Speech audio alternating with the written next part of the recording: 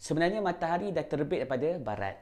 Cuba korang bayangkan satu hari nanti tanda halal dekat Malaysia ni bukan lagi ditentukan oleh JAKIM tapi oleh barat.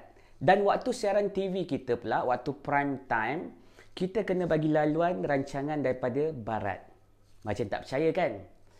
Jadi kita dengar baru-baru ini ada perjanjian antara Malaysia dan juga Amerika.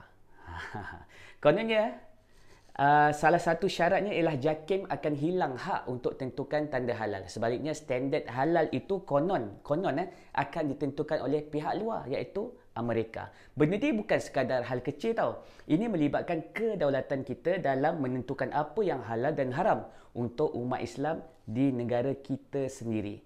Bukan itu saja, dalam perjanjian yang sama juga ada perjanjian klausa yang katanya waktu prime time siaran TV kita kena serahkan kepada rancangan-rancangan dari Amerika. Maknanya waktu tontonan utama rakyat Malaysia bukannya kita dapat tonton kandungan tempatan atau yang kita pilih, tapi kita dipaksa untuk tengok tontonan daripada kandungan luar. Apa makna semua ini? Maknanya kita kena lebih sedar dan berfikir.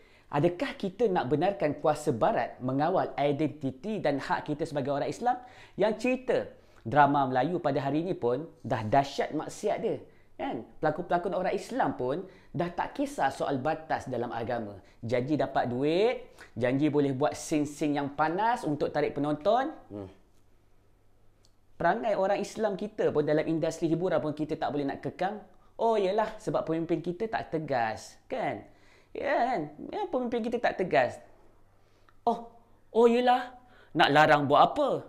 Orang atasan pun, kan? Dia pun boleh bersalam dengan wanita lain siap bergesel. Allahu Akbar. Kita sebagai rakyat Malaysia, terutama umat Islam, kena ambil tahu dan pertahankan hak kita. Jangan sampai kita hilang kuasa atas apa yang kita makan, dari apa yang kita tonton. Sebarkan kesedaran ini supaya kita dapat balik identiti kita dan kita dapat menjaga Islam kita.